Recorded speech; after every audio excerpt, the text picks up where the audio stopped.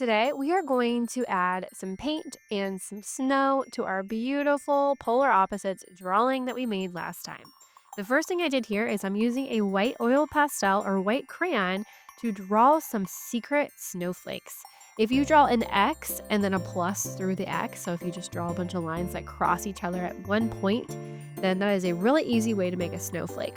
But you could also just do lots of little circles of white and that would work as well. So I'm going to add a lot of little dots and those little snowflake shapes. Remember, that's just an X and then another like plus sign or another X through it.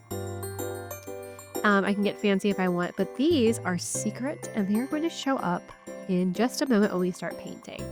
So now when I'm ready to start painting, I am going to get a paintbrush and I'm going to get some water. And these are called Tempera cakes.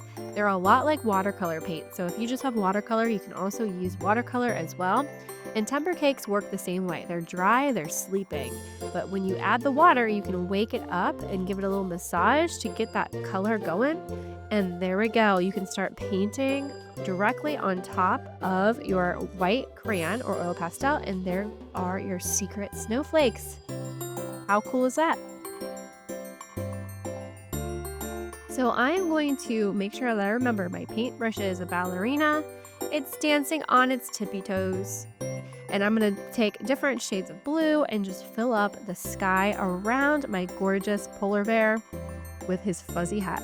Notice when I'm painting, I'm going around the edges as carefully as I can, and then I'm filling in the rest. So I'll go around my hat really carefully, and I'm not pressing down really hard. I'm just tickling the paper to get those beautiful blue colors in there, and let that beautiful snowflake shape that I drew show. So I'm going to go all the way to the edges of my messy mat because that's what my messy mat is for. And I'm using maybe a little bit of light blue, a little bit of dark blue. It's whatever I feel like doing today. Okay, now what I'm going to do is clean out my paintbrush by tickling the bottom of my water cup, and now I'm going to wake up a new color. Let's go with green.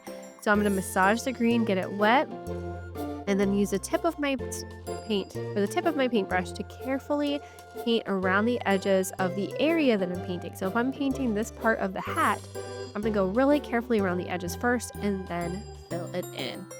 If your paintbrush is a ballerina, it'll be a lot easier for you to get your tippy toes in these little areas. Like I'm going to paint these little areas of my scarf. If you are pushing down hard, it's going to be really tricky to have a nice, careful level 4 painting, and it's going to be very messy.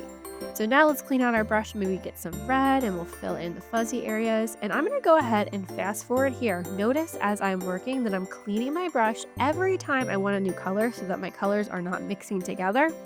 And I am massaging the color to get it activated before I start painting on my paper.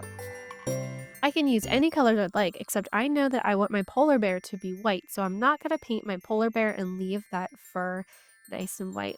And when I go to paint my penguin, I need to be really careful to stay in the lines to make sure that I am a level 4 artist, because I know my penguin is kind of small and it's going to be a little tricky, but I can do it by painting slowly and using a small paintbrush and dancing on my tippy toes.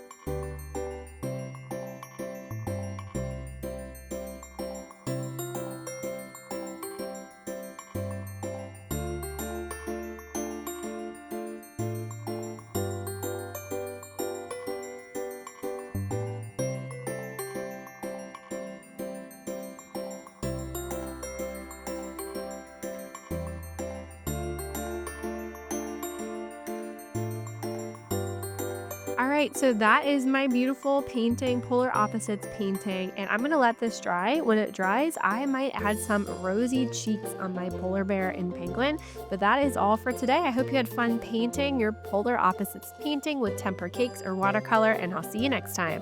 Love, your cozy art teacher.